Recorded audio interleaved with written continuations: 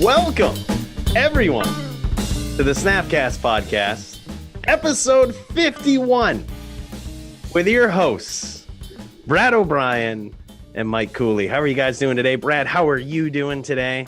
I'm snowed right in, dear. It is. I am walking in a Caldheim wonderland. It is beginning to look a lot like Caldheim. You've got the Zoom background to prove it.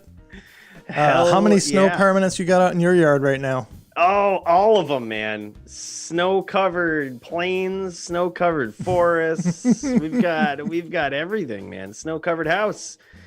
Yeah, you guys might be seeing this dual screen setup here today. You got Brad on just right here, and you got me up here, and it is because of all of these snow-covered permanents that we've got going on.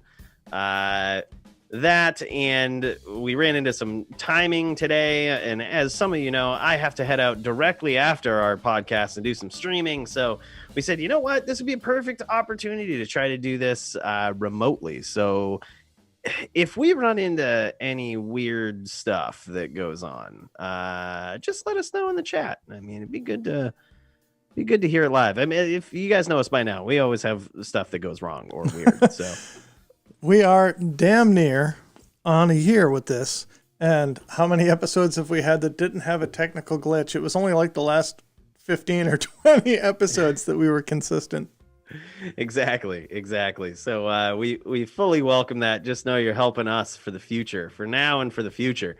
So yeah, but welcome everybody. Hope you've had a great week. We've got some cool stuff to talk about today in the Magic community. Much like Brad said, we're coming up on a year, man. This is episode 51. We're damn near close. Now, we did take a couple of weeks off over the year, but we also did a couple of weeks where we did an extra episode. So I think we're gonna nail it. One other thing that I want to say up front and early is that with the next 2 weeks, Christmas Eve and New Year's Eve are falling on Thursdays. So we're not going to stream on our normal Thursday nights, but we're not going to take the weeks off. I'm not allowing Cooley to have a vacation from me. This distance learning experience that we're experimenting with tonight is as close as he gets. Not at all, man. I wouldn't think of it. And especially if this goes well and we're so able to like dial in and do remote stuff too. There's no excuse. There's no excuses for vacation during this Caldheim season. So we started the episode last week with some pretty cool stuff. A little we started last week's episode with like a 4-minute commercial for an event that you had this weekend. How'd that go? Dude, it was pretty good, man. We won. What do you mean we? What's we?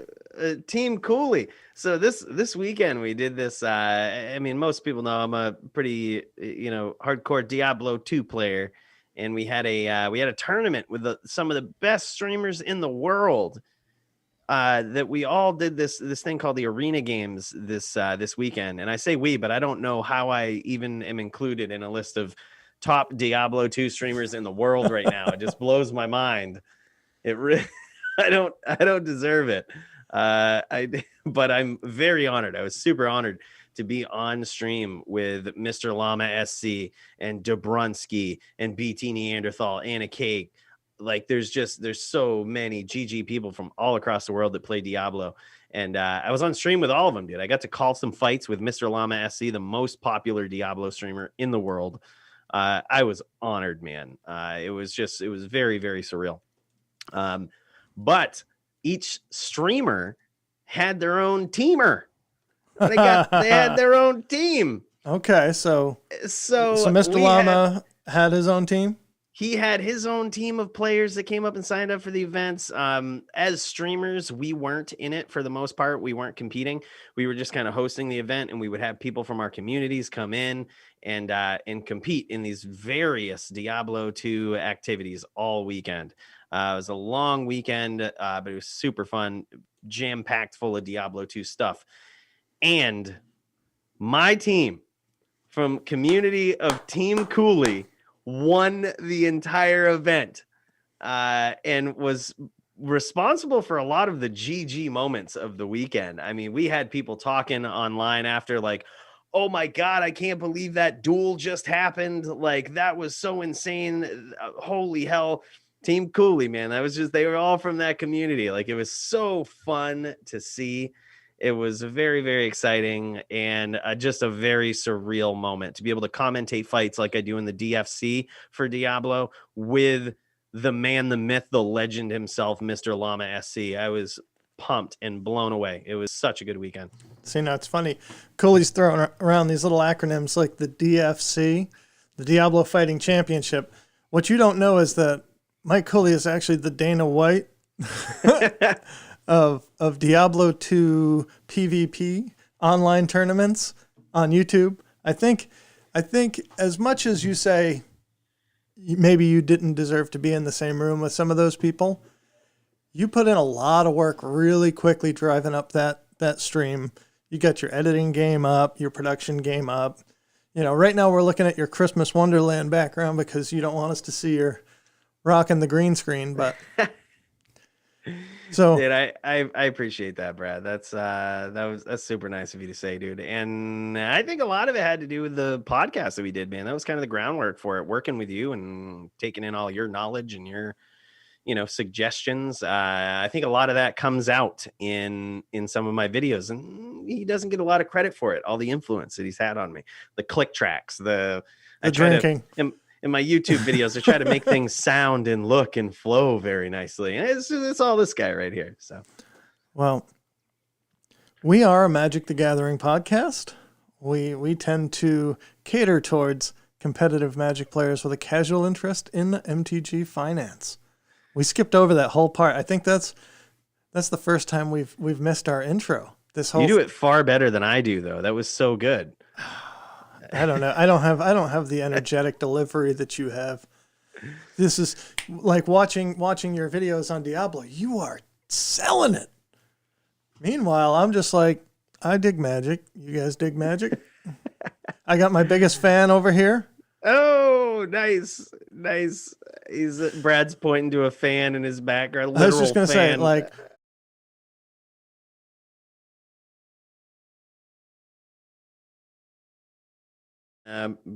Brad's face. I'm also tuned into the YouTube. I'm watching this.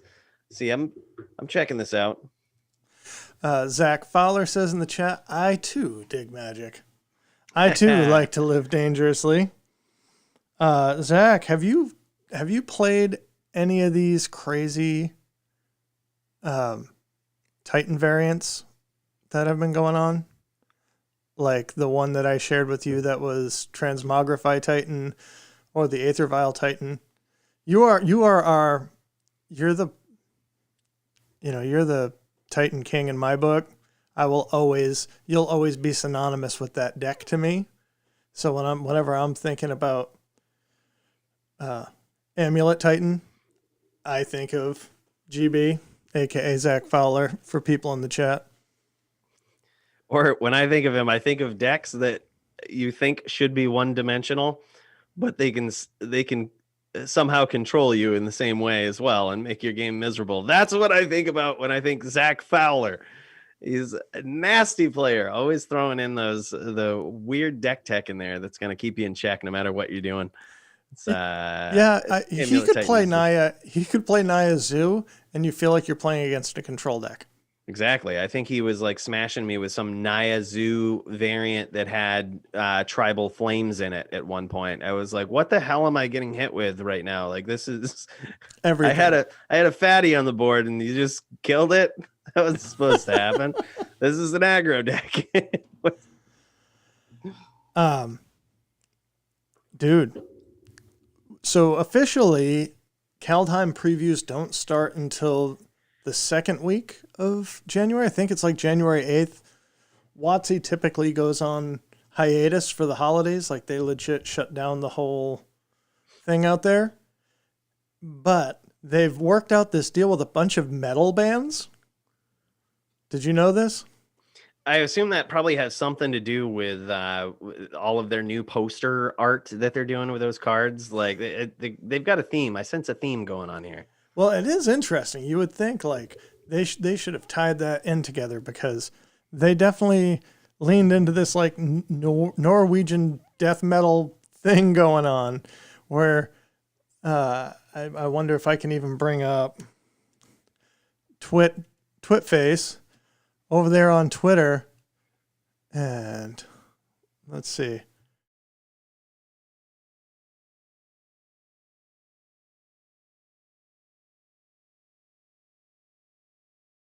Don't worry about interesting. it. Yeah.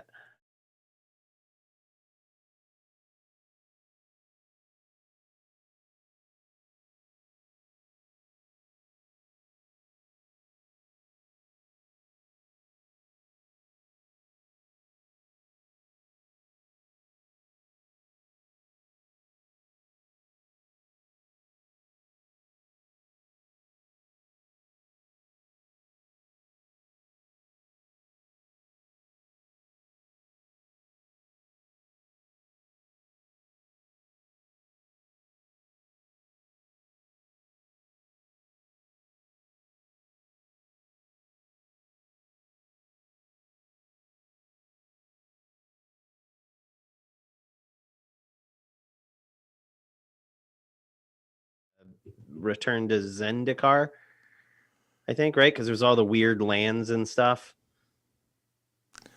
Zach, how is that? Are we still muted, or can you hear us now? Can you hear me now? Yay, let there be sound. All right, let's not let this sound be too loud. Let's all listen to the Caldheim preview video together. This will be really exciting for our audio podcast listeners. This world is one of legend. Many realms, epic sagas, bound by one truth. Viking or Valkyrie, elf or dwarf, Man, that looks all good. belong to the world tree. All are supplicant to the gods. Gods That's who interesting. travel Oh, between that's so cool. There's like some realms to do their ectoplasm bidding stuff going around for this peace screen. Oh, that or looks good. bloodshed, or for their own amusement. But what if there was a way to harness this power? A weapon with the ability to protect all. Ooh, A weapon of pure an strength, ectoplasm sword. forged for a god. Or, in more creative hands, a weapon of unimaginable chaos. Whoa. The ectoplasm sword. Who is that villain? What? I'm blown away by this ectoplasm sword. You remember how I was talking about? I said there's some ectoplasm stuff working its way all around this like fantasy looking map. And then suddenly this hippie looking ectoplasm. And I'm sorry for describing it that way, but I don't think there's any other way. It was very hipster looking ectoplasm morphs itself into some sword. And man, I'm just excited about that. I hope that's an equipment. It must be. I'm hoping, as mean as that sounds, I'm kind of hoping. Let's see. I'm kind of hoping that is not the sword that has already been spoiled. Oh man, now I'm gonna have to look. All right, Fowler so said it's been let's spoiled. go to Mythic Spoiler. Oh, I'm headed We there will now. look at Halvar, God of Battle.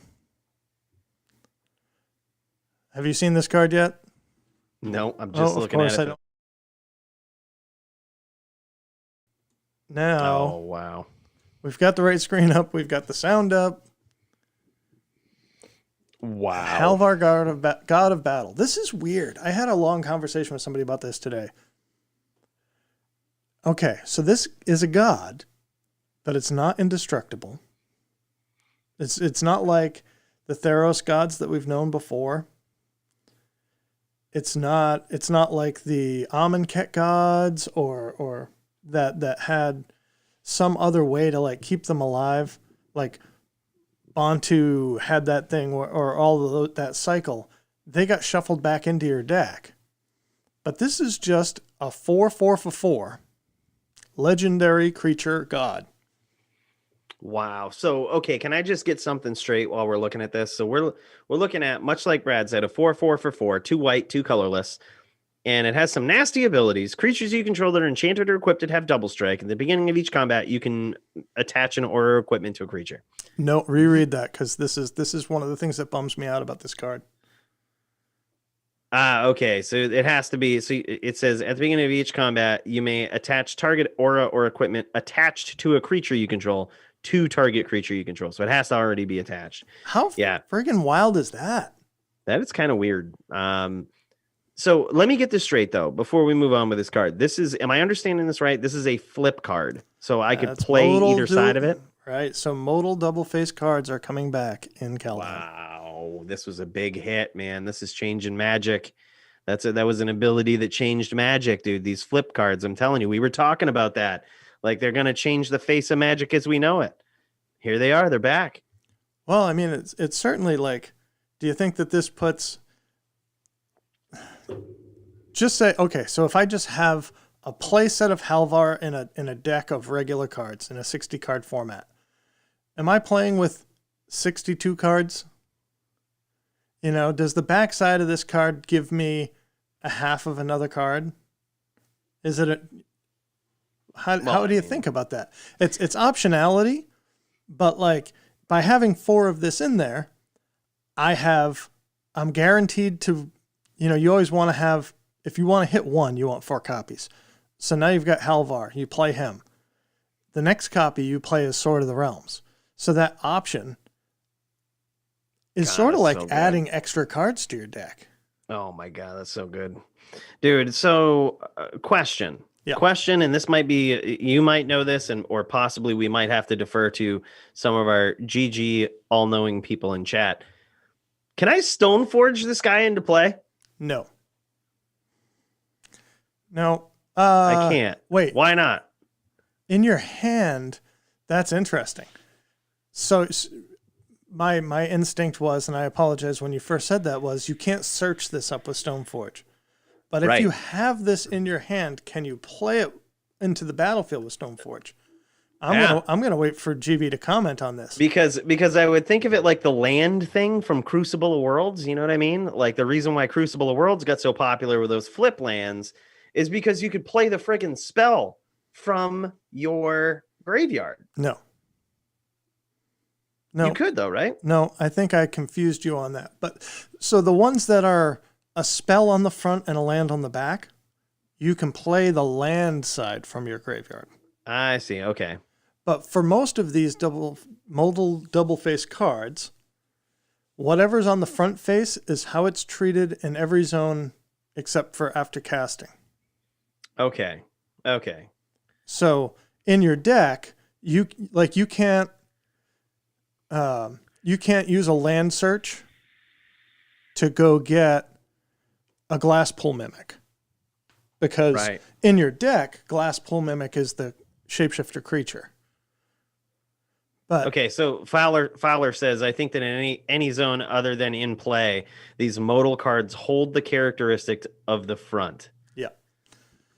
So in your hand, even in your hand, Halvar, God of Battle, is the creature side. Now, here's the big question then with how this rule works and how playing these cards work, because this is, as much as I think this is really cool for the Magic game, it's also very confusing. That's for sure. Do I have to play the card for so let me make this as simple as I can. This card somehow is going to come into play. Something has allowed me to put a permanent card. Let's say I Eureka'd this fucker into play. So no matter what side it's counting, it's going to come into play.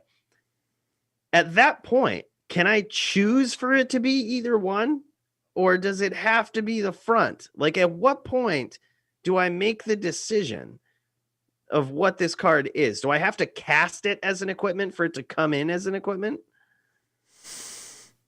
God, this is some high level stuff, man. Zach Fowler says, I'm pretty sure you have a choice at that point when you're putting it into play. I don't know. God, that's so weird. This is these are some good questions, like genuinely confusing questions, but Also very good ones to understand. I mean, you know me by now.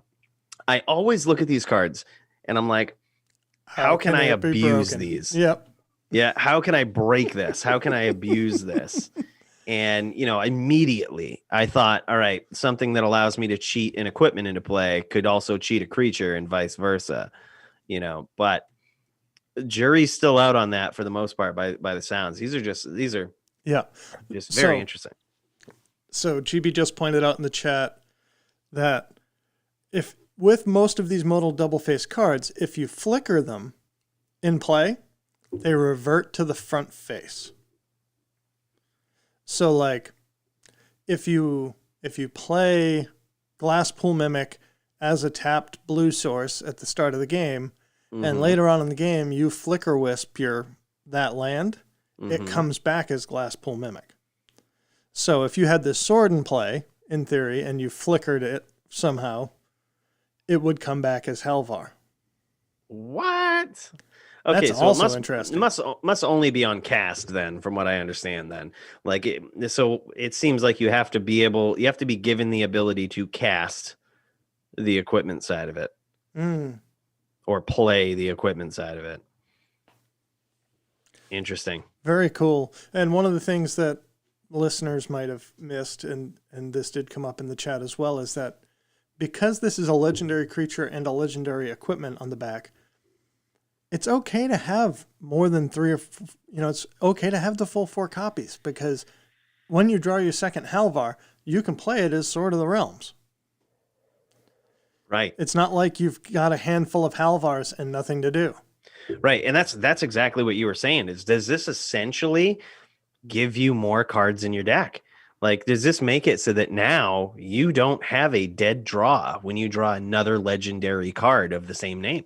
That is a really, really interesting thing. And you know, when we look back in Magic history, when we think about all these little mathematical things that weren't thought of right away, such as fetch lands, I'm sure somebody thought of it right away. But it's fully understood now that one of the reasons why fetch lands are so great is because not only can they fetch, basically mana of so many colors, but also they thin your deck out. Yep. So this little mathematical observation about that, I think, is a good one. Where will we see more consistency in decks now that have flip cards? I think we kind of already are, right? Like, how much of a mathematical edge will this give? The fact that you're not drawing dead cards now when you're drawing legendary creatures or legendary permanents. That's really, really interesting to me. I tried to look at this excitedly because, right now I've got a nice Mardu equipment that leans strong on white artifact equipment deck that I've been playing in Commander. I have Rogue Rock and Timna the Weaver as the partners. So a 0-drop and the 3-drop. And I was like, do I want to put this in there? And I'm like, creatures that you control that are enchanted or equipment have double strike. Well, there's already like 2-drop cores that do that. Yeah. The equipment for 2 mana gives you +2/+0 in vigilance. Whenever equipped creature dies, return it to its owner's hand. That's kind of cool. Like, that's very interesting. Would I play this in EDH? I don't know. And the thing that gives me the most trepidation is that second clause on the creature face. At the beginning of each combat, which is cool, because if you're playing, with a combat celebrant or something else that's going to give you multiple combat steps, you can play with this. But at the beginning of each combat, you can attach, now that's interesting, your opponent's combats. Yeah, I was just going to say that. I was just going to say that. I was like, you can do this on your opponent's turn. Yeah, that's huge. Fowler picked up on it too. He did. We're all getting to the same page at the same time. You can do this in an EDH game. This is insane. This triggers on everybody's turn. Dude, if I ever build this Negan deck, I'm waiting for Christmas to see if I got this Walking Dead secret layer because I'm definitely building a Negan deck. And this card makes the Negan deck, man. This thing is sick. And it's also very trolly, like you would expect Negan to be. Like, all right, you got a combat step coming up. Hold on there, big guy. I got it. You see this guy that I hit you with last turn with the Sword of Fire and Ice? Yeah, we're going to move that sword over to this guy that's untapped and block. Oh, man. That's so good. That's so good. I like that. I also, again, going with the second phrases, on the equipment side, whenever equipped creature dies, return it to its owner's hand. That might actually be cool on your commander. Yeah. I mean, it's cool in general, right? Because think of it this way. It gives you that equipment. This is why I love it. First of all, it's a 2-drop equipment and it equips for 2. I love stuff that's under 3 mana. And this is why I really like this, because it allows you to be offensive and defensive in giving your creature vigilance, right? But also it gives you mad card advantage. Like suddenly you take yourself out of this chump battle. You know what I mean? Like you turn the tables if you find yourself in a situation where you're in a chump situation.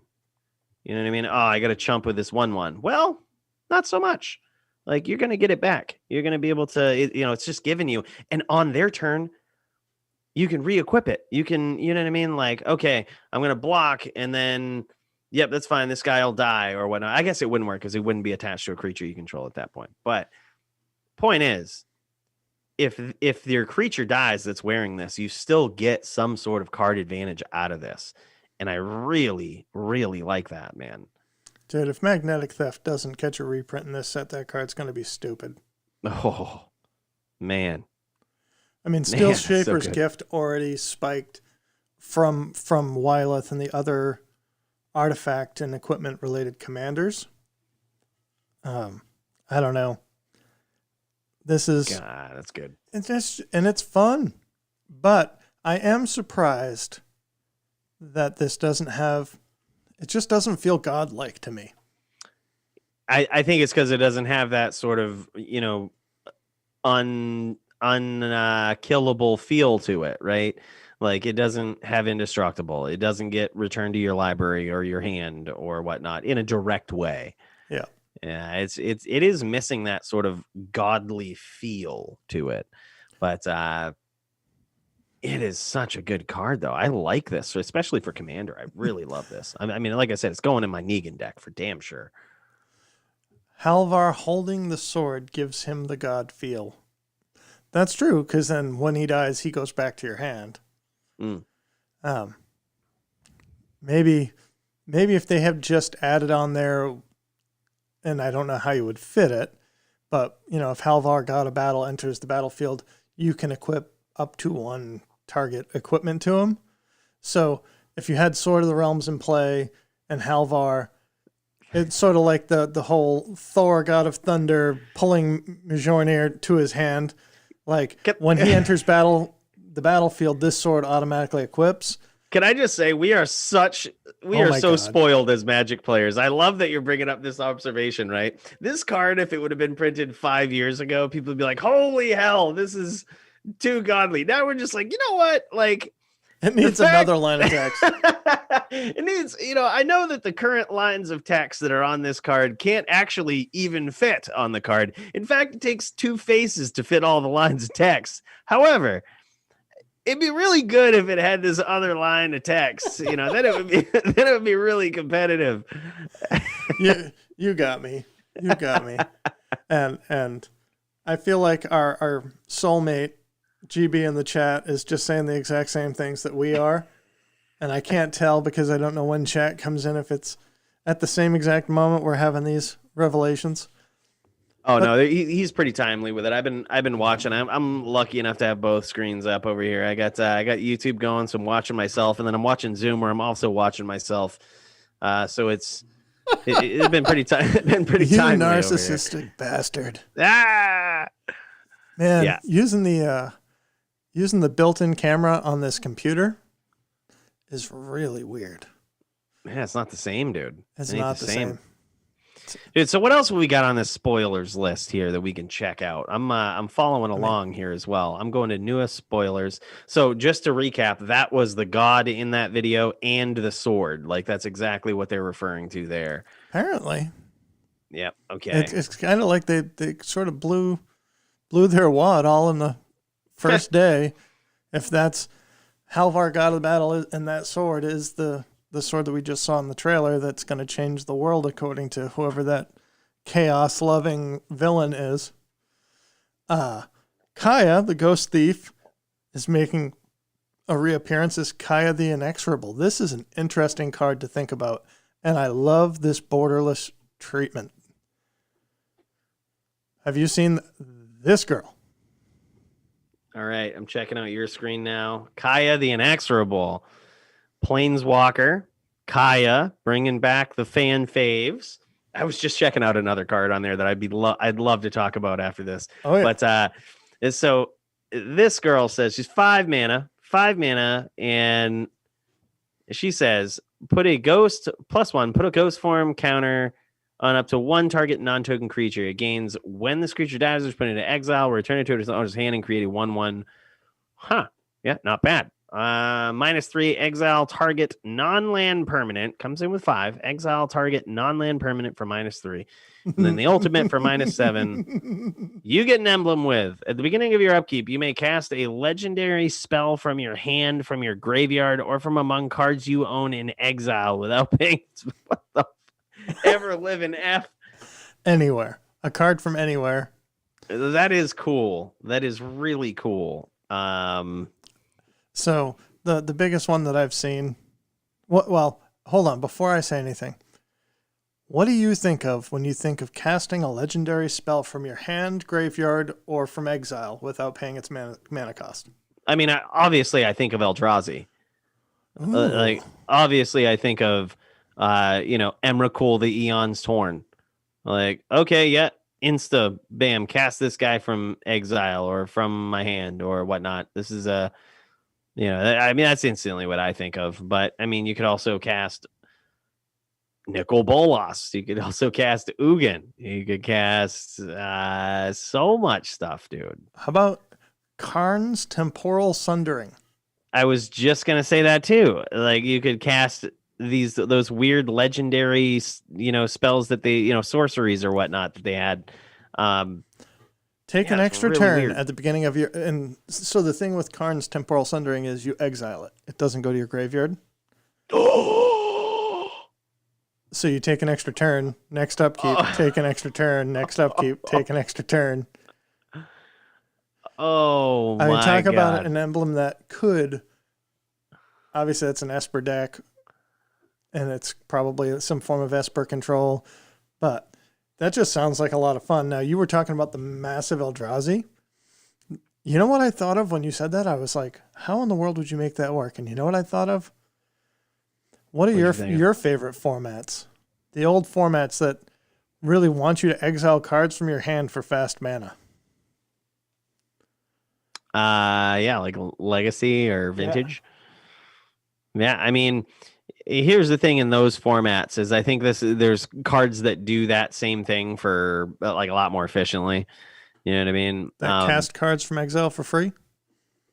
Well, for example, in Legacy, you're probably just trying to cheat that dude into play no matter what, right? Like in Legacy, you don't really care how the Emrakul, the Eon's Torn got on the board, just that it is on the board. Reminds me, buy Sneak Attack if you ever think you're going to want it.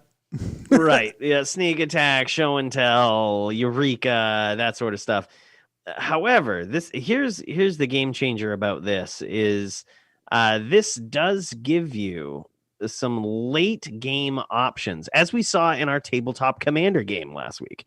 Mm-hmm. When things happen to get exiled that, are crucial to your game. And people are, the fact that they're messing with this exile zone and they seem to be focusing in on this recently. A lot. It's so interesting because usually, do you guys remember this? Like there used to be a time when the graveyard was the end all be all. If something went to the graveyard, it was gone. You know what I mean? But then they needed this removed from the game zone, right? But then that got too cool, and they started calling it its own name, Exile. And that was the zone where if something was out of the friggin' game permanently, it was in exile. But now, in the last few sets that they've released, they've really started focusing on like, all right, how about we mess with that exile zone? How about we mess with that outside the game zone? And that's the thing that I think is really interesting about this card is it takes that into account when you're talking about abusing these really high value cards, much like Karn's Temporal Sundering or Emrakul, or insert nasty, typically uncastable card from exile or any zone in the sense. Well, let's not rush over Kaya's +1. Put a ghost form counter on up to one target non-token creature. It gains that when this creature dies or is put into exile, return it to its owner's hand and create a 1/1 white spirit creature token with flying. So just thinking about that same breaking the rule of exile, like, okay, you're going to path my Kalitas. I'm just trying to think of what might be in a white-black deck. You're going to path my Kalitas. He's going to go back to my hand. You didn't actually exile it. Wow. That is very interesting. It's interesting. That is very interesting. Can I be honest about this card though? About Kaya the Inexorable. If I'm looking at its shortcomings, right? And I'll make some good observations first. It gives you card advantage indirectly. Yep. It protects itself, and arguably wins the game with its ultimate. And a big stress on arguably. Yeah.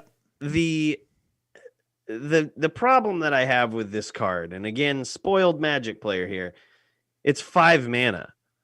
Like there are planeswalkers that do that more efficiently. That do those 3 key things that any planeswalker should do to be a godly planeswalker. They do them more directly, more efficiently, and for far less mana. You know what I mean? The 5 mana is good. Like if you land this guy, she's definitely giving you value. The question is, what are we gonna do with this? You know what I mean? It ghost forms a creature. Okay. It exiles an on-land permanent. If you do either one of if you do the exile then on-land permanent, you're never getting off the ultimate. In typical traditional standard play, that ultimate's never going off unless you've already lost this game. You know what I mean? So I don't know. I'm just looking at it for its top 2 abilities, and they are cool, no doubt. I just my big gripe is that mana cost, dude. I feel like the Luris deck that was kicking around did that far more efficiently for far less mana with weaker cards that would not play this card. I'm gonna devil's advocate just for a second because it just occurred to me that, again, thinking about EDH. Mm-hmm. What does Vindicate cost? What is 3? Utter End, that's the one that I'm thinking of. 4. Obviously, yeah, that costs 4. So 3-4 mana to exile a non-land permanent. Yeah. And still have a planeswalker on the battlefield. I agree with you that it's overcosted for probably 60 card competitive, but I think it's really interesting design space. Let's move on to another card. Yeah, for sure. Interesting card though. All right, I picked 2. You tell me what the next card is. All right, man. So this is just the card that I was rolling over. We don't need to spend too much time on this because the more that I read it, the more I'm like, this is cool, but is it really busted cool? It's the one that pops right up in, when you click on newest spoilers. It's Serulf Realm Eater. Oh, dude, this card is busted. Okay, so I was kind of reading it as we were talking on the cast, so I couldn't digest everything. But So this card, it's a 3/3 for 3. Of course, it has to meet the vanilla test these days. It's a green, a black, and a colorless. And it's a legendary creature wolf, and it says, whenever a permanent an opponent controls is put into a graveyard from the battlefield, put a +1/+1 counter on this guy. At the beginning of your upkeep, if it has one or more +1/+1 counters, you may remove all of them. If you do, exile each other non-land permanent with converted mana cost less than or equal to the number of counters removed this way. Yeah. Wow, this card is busted, actually, now that I think about it. What? So the key phrase from me was the less than or equal to. Yeah, Because that's really good. when I think about something like Blast Zone or EE, they blow up all those permanents with the same converted mana cost. Yep. You know, so Blast Zone on 2 gets rid of 2-drops. You play this guy on 3, they play a fetch land and crack it. You now have a 4/4. Mm. The only thing that I do see about this is the trigger. It has to get to your upkeep. Mhm. Like it has to get to your upkeep, but also in the time that it takes to get to your upkeep, your opponent has full control over what's happening. So they're As like, much as okay, anything, sure. right. They're just like, okay, I need to fetch, but if I'm going to fetch, I should probably play, a sorcery, maybe fetch another land, or, make my board threatening, but to the point where if you ever do let this go right now, you're also going to lose some value. But if you let it go even more and the counters build up even more, eventually you're going to lose your board too. So it's interesting. It's interesting. It is super interesting. I think in a Jundi kind of control deck as your threat, I'm kind of into this guy more than Tarmogoyf. I mean, obviously 2 mana is a big difference from 3 mana. But if you have some fatal pushes and some removal, and if you untap with this guy, like you say, and this is true of anything, but it's maybe that's looking at it with too rosy a lens. But if they do nothing on their turn, like crack a fetch or swing in or whatever, and you untap with this 3/3 on your next turn, say you have 4 mana, or say you just have 3 mana, and you play Liliana, make them sack a dude, swing in with your 4/4, pass the turn. They play a fetch land. You've got a 5/5. Like they've got to deal with it. Anything that you take off the battlefield just grows the beast.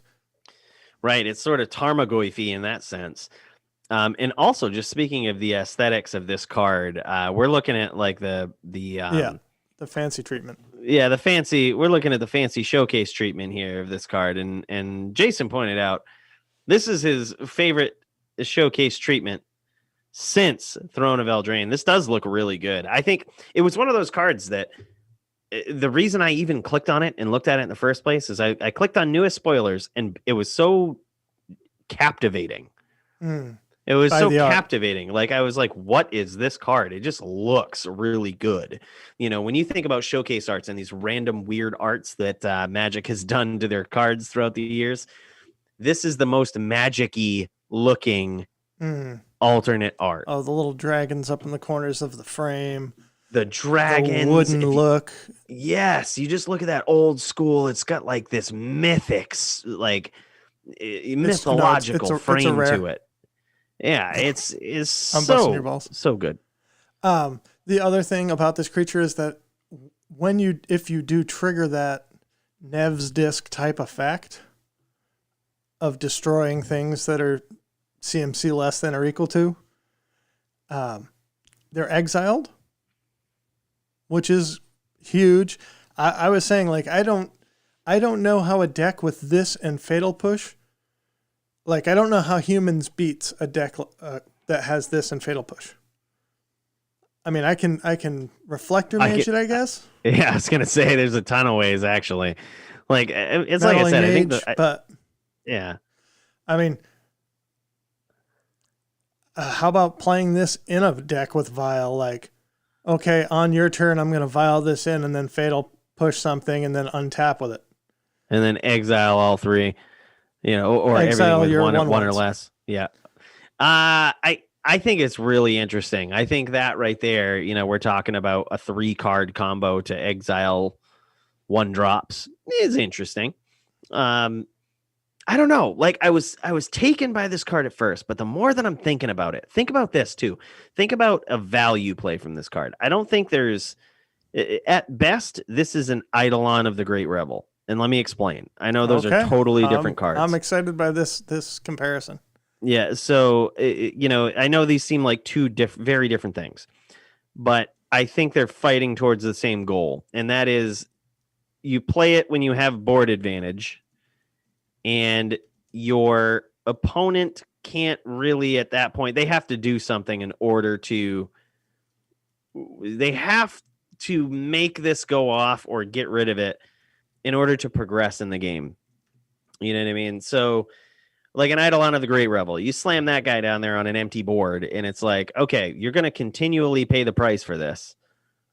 And eventually it's going to get to a point where you're going to wish you had, or you're going to deal with it right now and, at a far less of a cost to the other player. So I think at best, this is an Eidolon of the Great Rebel. So, and especially the fact that it has to trigger on your upkeep too is very interesting, because if the game goes on long and you value play this is what I was saying. And eventually there's just so many 1/1 counters on this. Like you have to remove them all. You can't just remove a certain amount. You have to remove them all. That's right. If you want that effect, if you get in the shit, that's your oh shit button. That is what you got to do. Right. It kind of turns it into an oh shit button, which will essentially gain you some card advantage, likely, but yeah, it's very interesting. I like the value of this card. I'm not actually sure how much play it'll get now that I think about it. Do you think this will have a lot of play? Oh, yes. I'm going to say yes. I'm going to follow my heart and say that Saruf Realm Eater, this legendary wolf, is going to see a lot of play. Now, they didn't make it a mythic, so they clearly think that... They don't think it's that good. Jason Clark, stone that exiles and you only pay 3. I think, yeah, they have... This is a must-deal-with threat that just keeps on growing. It can get bigger than Tarmogoyf for a 3-drop. That's pretty cool. I think this creates a sub-game that is about this, and then people have to decide, oh shit, do I play anything onto the board? Do I play anything else onto the board because he can swing into it or he can exile my board? Right. So I do like this, and I don't want to spend too much time on Sarulf. It's a cool card. I like it. I think it has its uses. I think I was initially struck by it. You know what I mean? And I am not 100% sure on how good it will be. But can we talk about this next card? You had one too, and then I have another one, which I just read this, and I love saving my reactions to show you guys live.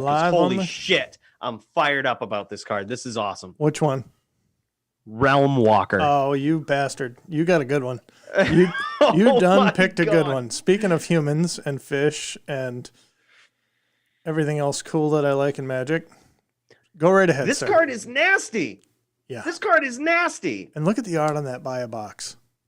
That art is nasty. Oh, we're seeing some sort of druidish looking creature with tendrils coming off of its face. Oh man, this is just so good. Like you can't even begin to fathom how many tribal decks this could be used in. Like you can't even, like that's the thing about that changeling ability. I didn't think they'd ever bring this back. Like I thought for sure they'd reach a point and they'd be like, we probably should stop doing changeling. They haven't hit that point yet because this is so good, dude. Changeling ability is so good, especially when, it's good because other cards refer to creature types, right? So right away, that makes it good. No matter what else this card says, the fact that it's a changeling respects the other cards that refer to creature types out there, right? All of them. All of them. But then for a card at 3 mana to give you nasty, absolutely nasty card advantage is so good. At 3 mana, you can start. This is a Mystic Forge. This is a Mystic Forge at 3 mana. Yeah, it just doesn't get rid of your dead cards. But it is a creature Mystic Forge for tribal that costs 3 mana. And so here is the immediate comparison card, Vizier of the Menagerie, which is a 4 mana card. You may look at the top card of your library. You may cast it if it's a creature. Okay, that looks the same. This lets you spend mana as though it were mana of any type. Okay, this is only creatures of a certain type. But you're shaving a mana off. Right, you're shaving a mana off, and you're giving it another ability, and you're like, so okay. You remember when we were talking about Sorin, the new Sorin Planeswalker, that just said all it's gonna take is some sweet vampires, sick vampire to be printed. Or I take it back. All it's gonna take is for you to mess up and print a busted card with changeling on it now. Like, you know what I mean? Okay, that's green black vampires. Yeah, that's why I'm saying like this ability itself, just for the fact that it has the ear to the streets that we talk about, ear to the streets. It's listening for all of the other cool cards out there that refer to creature types is so nasty. And then the fact that bam, it comes into play. Yes, at that point you have to choose a creature type. You knew that when you built your deck, right? You knew that when you built your deck, man. Like, it's just that's so good. That's so good. Yeah, Fowler says changeling is relevant text. It's so good. Affected by lords, so much other stuff, dude. Oh, interesting. And Jason Clark just pointed out, wonder if this is getting ready for the party mechanic. So we have the party mechanic that was not really doing much. Would you like to have this as a wizard? Would you like to have this as a rogue? It can be whatever you need. I can be whatever you need me to be, man. I keep looking in this camera, but this camera is not actually the camera. Now this is the camera. Oh God, this card is so good. Yeah, I mean, they made it the buy a box promo for a reason. And that, I have to have a play set of this. Yeah, this is a card where I feel like if this pops under like $5, I'm pretty sure this is a buy. I'm not sure what it's at right now, but this card is so good, man. Even if you tell me you wouldn't want to draft this card, right? I know that sounds weird. You're like, oh, draft, you have a whole bunch of creature types in your deck or whatnot. Who gives a shit? Like, if you just call human in a lot of decks, you're going to nail a lot of them, or wizard or something.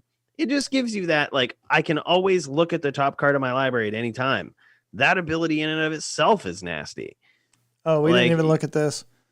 Look at, the altar on Halvar in that frame that you were saying that you liked. Oh, yeah. This is what Clark was saying. This is his favorite type of frame right here. Favorite type of showcase treatment. Whew. Yeah, I like that, man. That's really good. All right. We're about 50 minutes in, and there is something else that I want to talk about before we cut out today. But something that I do want to point out, and probably everybody here knows this, but they have done the rotten thing again of printing potentially very playable cards in only certain packs. Ooh. So these cards that I brought up on Mythic Spoiler are in theme boosters and set boosters, but not in draft boosters and not in collector boosters. And some of them are playable, like Armed and Armored. 1 and a white for an instant. Vehicles you control become artifact creatures until end of turn. Choose a dwarf and attach any number of equipment you control to it. It's like a 2-mana magnetic theft for a dwarf, which dwarves are getting the spotlight for equipment. Yeah. It also turns on any vehicles that you have, which all of the versions that did this previously were 3 mana. Siege modification and start your engines and that sort of thing were all 3 mana. Mm-hmm. Absorb, like, just don't overlook these cards. I don't want to talk about them all today. Yep. But the fact that these are only in certain packs is interesting to me. They may command a higher price. Last week, we spent a whole lot of time talking about the list, right? And WotC announced yesterday the updates that will come to the list with Caldheim. And so on the mothership, it's literally called Updating the List for Caldheim. They Dalton asked a great question about do we get confirmation that these will not be in the ancillary slot for collector's boosters? I thought that was still up in the air. Honestly, don't remember. Do you know? I'm just repeating sort of what I've heard, and what is said right here is that they are not in the main set, but they are standard legal. They are in theme and set booster cards. Wow. So. Wow. They're standard legal? Yeah. So if I crack a Cavern of Souls. Oh, no. Hold on. The cards that I was just pointing to on Mythic Spoiler. Oh, okay. These cards. I see what you mean. Not cards in the list. Okay. All right. I was a little confusion on my part there. We're confusing two different things going on here. All right. So I am leaving Caldheim. We're going to the list. Going to the list. But this does show that with each set release, Wizards just intends to update the list. That list of 300 cards that are in a quarter of all packs. Wow. Cards that they are adding of note. Cavern of Souls. You just nailed it. Now, I don't like this. It's going to be the Avacyn Restored art. But for some reason, the WotC homepage will always preview like the newest printing, I think. Dark Depths. Yeah, that's a big one. That's a big one. Frailes, which is pretty big. Giver of Runes, a card that we have loved on this podcast. Icefang Coatl, a card that we have liked on this podcast. So just visiting Giver of Runes here for a minute. I think this is good evidence to support what exactly we talked about when we were talking up Giver of Runes, right? Yep. There's so many limited opportunities for them to reprint a card like Giver of Runes. Yep. You know what I mean? And here you have it. It's just jammed on the list of these cards that you could randomly crack in packs or whatnot. But it's, yeah. Very, very, very, very limited scope, I think, of different venues that they have to reprint this card. And this is not going to affect the value of it. This is not going to affect the value of Giver of Runes. I don't think that we're going to see Giver of Runes ramp up as fast as we might have otherwise. But I don't think that you're going to lose any value in your copies because it's on the list. Right. Same with that Icefang Coatl that you were talking about, too. Yeah. As much as it gets played, that's just going to keep the price from really cranking up, but it's not going to stop it from elevating still. Mm-hmm. So the other thing that I wanted to point out, so these were the additions. The other thing that I wanted to point out is looking at the list of cards that they've removed from the list. Interestingly enough, Brazen Borrower, Chulane, Cryptic Command, those are no longer on the list. Brainstorm. Apparently they beat that one into the ground. They don't want that there. Cryptic Command is off the list. Eldrazi Temple, Emeria the Skyrune, some cool lands. So the little bit of additional inventory that was created by the list is going away for these cards. You may want to look over this list. Of the list. Yeah. The other thing that I will point out is I did look at by value, all of the cards that are on the list, and you have to get down to Brazen Borrower before a higher value card has been taken off. So Scroll Rack is still on there. Food Chain is still on there. Ren and 6 is still on there. Cruel Tutor, Training Grounds, Enlightened Tutor, Thrumming Stone, Pact of Negation, Vesuva, Primal Vigor, Akroma's Memorial Land Tax. Those are all still in there. Wow. So they are not taking the high value cards out of rotation. Yeah. They're taking the more medium value cards out of rotation. And it's very interesting, something to pay attention to as well, that the ones that they take off the list, right? Those are the ones right there that you might want to pay attention to. You might want to get now if you don't have. Yeah. You know what I mean? Because it may be an indication. I mean, this is pure speculation. It may be an indication that they don't have, and especially with the cards like we were talking about with Giver of Runes that have that same sort of quality where it's hard for them to reprint them. You might want to get them now because it might be an indication that that was the reprint. You know what I mean? That was the time. Yeah. So they might not get any cheaper anytime in the near future. Mike, you got anything for us going out the door tonight? I don't think so, man. I just want to say I'm pumped for next week when we're going to be doing our 1 year episode. I hope you guys will join us for that, man. We always have a lot of fun on here. We enjoy you guys popping in with the chat and giving your good feedback, your good ideas. We enjoy this. This is something we look forward to each week. So we want to thank you guys for that. Yeah, so for those of you that are listening or not from the area, we had a pretty nasty snowstorm today. I had to attend, I wanted to attend the memorial service for a friend of mine that passed away earlier this week. And so we scrambled here at the last second to put together an episode as best we could using Zoom. And so I appreciate you bearing with us. We do love it. And we didn't want to skip this week because of a snowstorm, even though Cooley put one on in his Zoom background. Had to let him know what's up passively in the background. Hey, can we coordinate this via the internet? We sure can. Hey, spread the podcast. And not the plague.